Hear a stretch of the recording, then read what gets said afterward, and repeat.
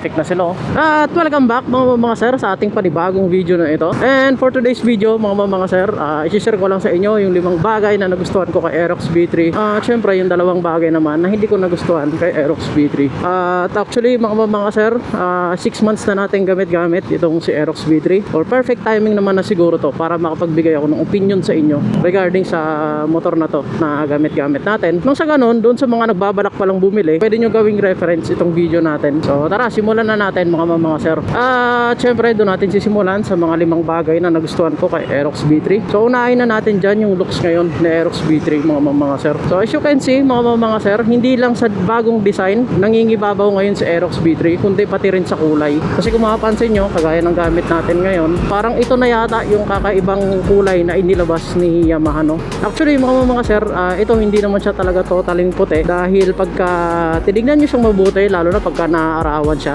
meron siyang parang may pagka bluish or may pagka blue yung kanyang kulay. Hindi siya totaling puting puti talaga. Kaya naman yung pangalan ngayon ng motor natin ay si Bluey.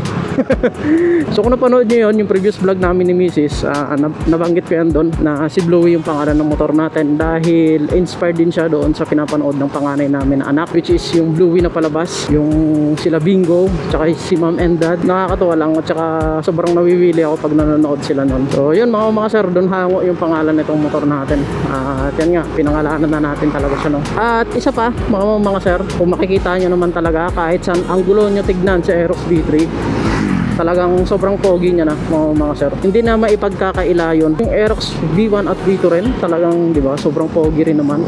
Syempre, mas futuristic look na siya talaga.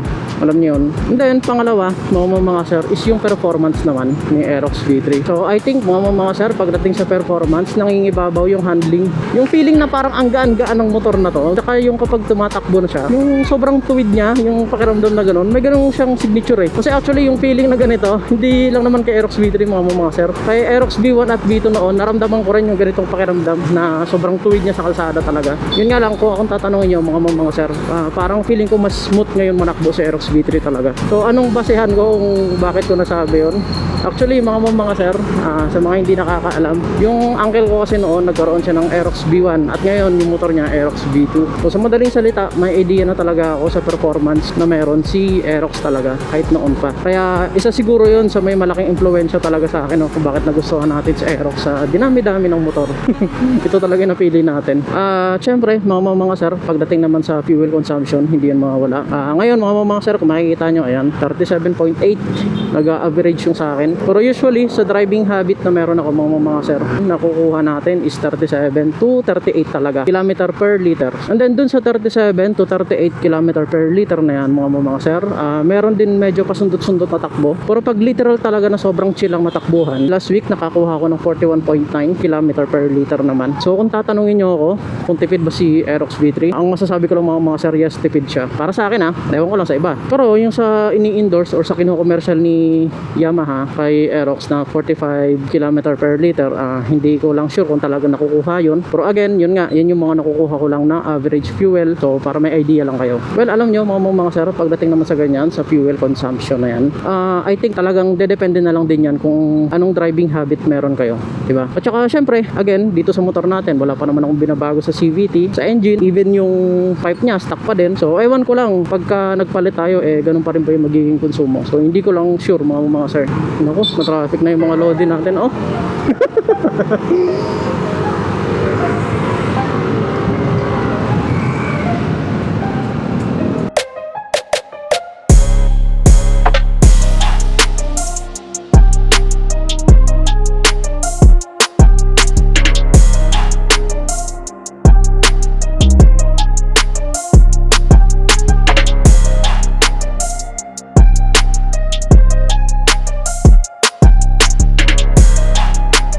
Pero kayo dyan mga sir, after nyo ba magpalit ng mga panggilid or mag-upgrade ng engine tsaka sa pipe, nagbago ba yung konsumo ng gas nyo? Pero alam ko talaga pag sa engine mga sir, matik yan, mas lalakas talaga yung konsumo nyo sa gas, no? Pero dun sa mga nagpalit ng CVT lang at saka pipe, yun sana mas maganda kung makuha natin yung opinion nila. So bigyan natin to. Hindi po, pasok mga lods. Okay. Okay. Okay. Okay. Okay. And then pagdating naman sa arangkada mga sir, dito pa rin tayo sa performance Pagdating naman sa arangkada mga sir, para sa akin malakas talaga si Aerox. At hindi na kayo mabibitin sa mga overtake. Para sa akin ewan ko lang dun sa iba. Hindi naman nagmamando yung traffic enforcer doon sa unahan. Anong gagawin natin?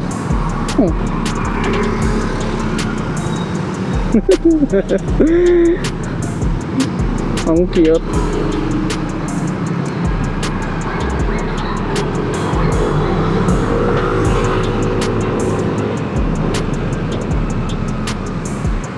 At number 3 mga sir, pagdating naman sa pangatlo na nagustuhan natin kay Aerox V3, isa na dyan yung mga ilaw na inilagay sa kanya. Kasi kung mapapansin nyo mga sir, yung ilaw na inilagay ngayon kay Aerox V3 halos lahat LED na, maliban sa isa. At yung isa na yon walang iba kundi ang kanyang plate light. At doon sa plate light mga sir, maiilan na kapwa natin Aerox owner na nagkaroon ng issue na yung pinaka plastic cover ng kanilang plate light parang naluto or kumulubot. Hindi ko sinasabi na mangyayari sa atin din yon kagaya na nangyari sa kanila, kasi baka mamaya nagkataon lang din na mayroon talagang defect. So hindi natin alam kung ano talaga naging dahilan nun. Pero again mga sir, dahil mura lang naman ang LED light, pinalitan ko na rin yung sa plate light natin na stock. Kasi again, ayokong isipin yung mga ganyang klaseng bagay. Mas mahalaga sa akin ang peace of mind. Itong mga bata. Hello. Ang nako, cute. Ay nako, naalala ko na naman yung mga bulinggit ko. At again mga sir, pagdating naman sa ganyang klaseng desisyon na pagpapalit ng plate light nasa sa inyo na yan kung gusto nyong palitan din yun sa inyo. Sa akin kasi hindi naman big deal yung ganyang klaseng problema. At ayun nga, nagpalit na rin ako. Pagdating naman sa brand ng LED lights na pinalit natin, ang pinili ko rin is yung Oxito. Kasi nakita ko na marami nang gumagamit doon. At syempre para masubukan din natin kung okay ba yung brand na yan, yun na rin yung kinabit natin sa motor natin. Okay, bit lang. Then again mga sir, kung gusto nyong palitan yung sa inyo, nasa sa inyo rin yan. Dahil optional lang naman yan. Nasa inyo pa rin ang desisyon dahil kayo naman ang gumagamit ng motor nyo.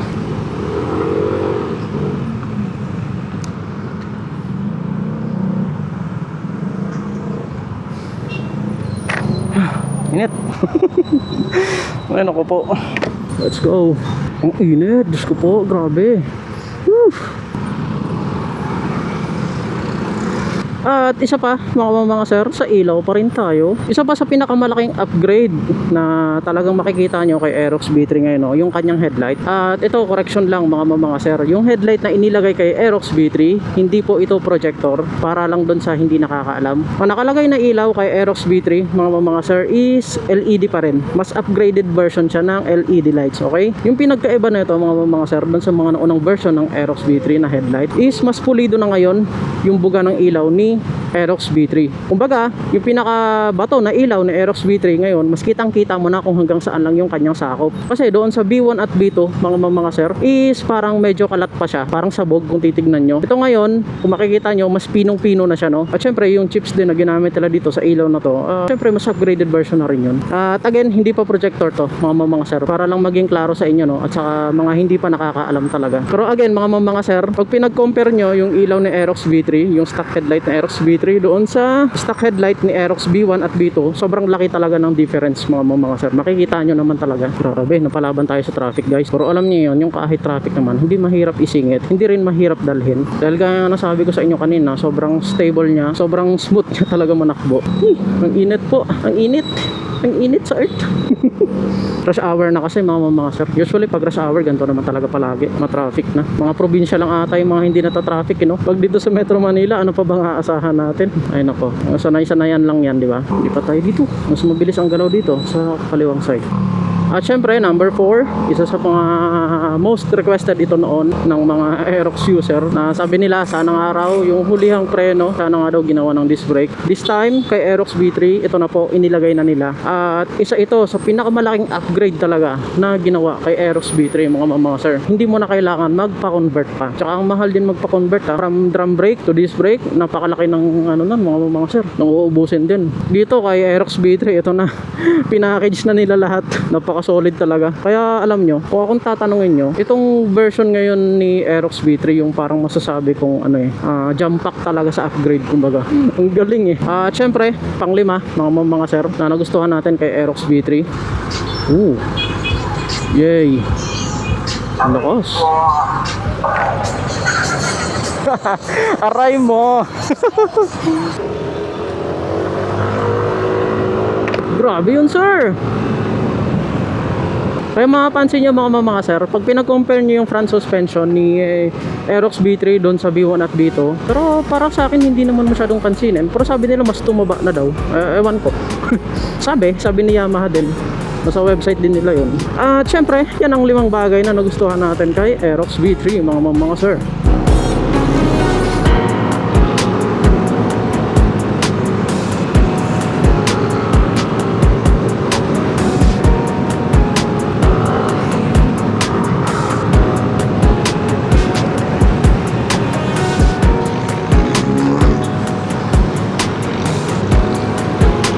At syempre mga sir, kung may 5 bagay tayong nagustuhan kay Aerox V3, meron din tayong 2 bagay na hindi nagustuhan sa kanya.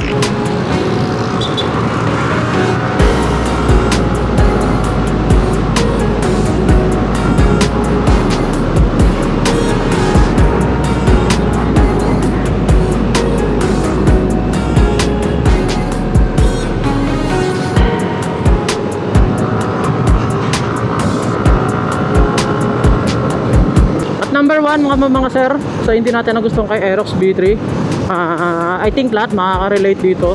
Number 1 is yung shock ni Aerox V3 sa likuran. Kasi talagang napakatigas mga sir itong issue ng shock ni Aerox V3. Dahil kay Aerox V1 at V2 pa lang naman noon, ito na talaga yung pinaka-issue dito. Talagang matigas yung shock na inilagay nila kay Aerox V3, no? Kaya naman pagka ikaw medyo may kagaanan ka na rider, kagaya natin na nagtitimbang na tayo ng around 60 kg, medyo ramdam ko yung mga lubak-lubak pagka napapadaan talaga ako. Then again, kung ikaw naman medyo may kabigatan ka na rider, feeling ko naman siguro kahit papaano mag-play pa rin yung shock sa'yo, no? Pero again sa atin, dahil medyo may kagaanan nga tayo, ayan, damang-dama ko yung mga lubak talaga mga sir. At again, pagdating naman sa shock, syempre nagagawa naman ng paraan yan, pero yun nga lang, gagastos nga lang kayo. Dahil kung akong tatanungin nyo mga sir, kung magpapalit man kayo ng shock sa inyong motor or sa Aerox na gamit-gamit nyo ngayon, mas maigi na kung ang bibilhin nyo is yung mga fully adjustable talaga, para di ba nalalaro nyo yung mismong play ng shock. Kung solo ride man kayo or kung meron man kayong angkas, at least kahit pa paano, di ba nalalaro nyo yung play. Ganon din yung rebound na adjust nyo siya. At again mga sir, kung kayo naman yung rider na medyo may kabigatan, feeling ko pabor sa inyo itong matigas na shock ni Aerox V3. At ito pangalawa mga sir, I think this time magiging hati ang opinion ng karamihan dito, pero isa ito sa pinakamalaking nagiging issue ngayon pagdating sa mga standard version ni Aerox V3. At kung kasali kayo doon sa Facebook groups ng mga Aerox V3 mga sir, I think may idea na kayo kung ano yung ibig kong sabihin ngayon. Dahil isa sa pinakamalaking problema ngayon na nangyayari sa Aerox talaga, no? Sa Aerox standard version, mapa V1 man yan or V2, lahat ng standard version lang, hindi kasama yung mga keyless, dahil ang bilis nakawin ng motor mga sir. Lalong lalo na ngayon yung nangyayari kay Aerox V3, ang daming nananakawan ng motor mga sir, grabe. Araw-araw ata merong nagpo-post na nananakawan sila, yung iba naman agawan, di ba? Nakaka-alarma itong nangyayari na to, dahil hindi talaga siya normal. At isa din yan sa mga nagiging dahilan kung bakit yung iba nag-aalangan bumili ng Aerox V3 ngayon, kasi nga ang bilis nakawin. Segundo lang, imagine niyo mga sir, segundo lang kayang-kaya nila agad nakawin yung mga motor nyo. Sa dami ng mga nagre-report ngayon, siguro naman nakarating na kay Yamaha itong problema na to. Siguro isa to sa pwedeng tignan ni Yamaha, no? Or pwede nilang baguhin na design sa mga susunod pa na version ng motor na ilalabas nila. Yung mismong wiring, lalong-lalo na sa may ignition, kasi baka doon nila dinadali yan. At least magawa ng paraan ni Yamaha. Mabago man lang yung design doon sa mga susunod pa na modelo na ilalabas nila, no? Hindi lang kay Aerox mga sir. Baga pwede nilang tignan itong mga nangyayaring issue ngayon para mabago nila yung mga pinaka-design na meron ngayon, kasi ang bilis talagang nakawin. At yun yung nakakatakot dun. O di naman kaya, isa rin sa pwedeng tignan na Yamaha, no? Yung mga possibility, kumbaga parang kagaya ng ginagawa ni Honda ngayon mga sir, na yung mga motor nila nilalagyan nila ng built-in alarm. Siguro isa rin yun sa pwedeng tignan ni Yamaha na pwede nilang ilagay sa mga susunod na motor na ilalabas nila, kasi napakalaking bagay talaga mga sir, na yung motor na gamit-gamit nyo is meron man lang pang bulahaw, no? Para kahit papaano, di di ba? Mailang man lang or mag-alangan yung gustong gumalaw ng mga motor nyo kasi syempre mag-iingay talaga yan kung mayroong alarm yan. At I think sa part nila isa yan sa pwede nilang tignan. At syempre tayo bilang motorcycle owner mga sir, kumbaga nakikita na natin kung anong problema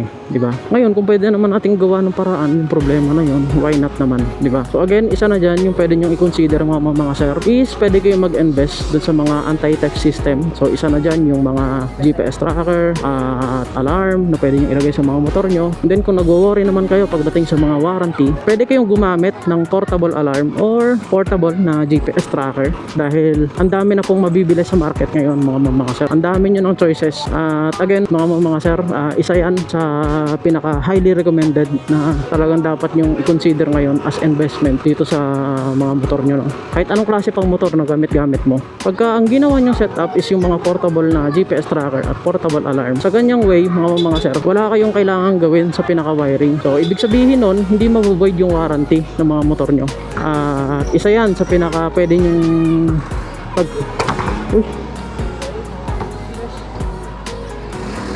jackpot.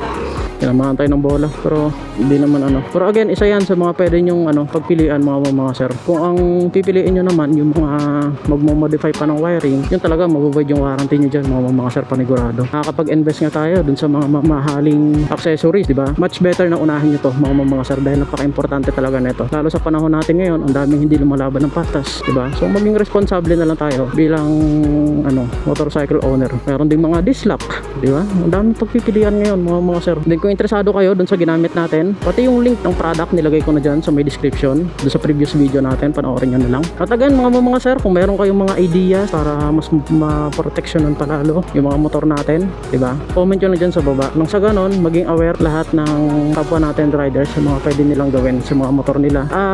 Syempre, maraming salamat sa pagsama nyo sa akin ngayong araw na to. At again mga sir, see you on my next video. Babush! Let's go!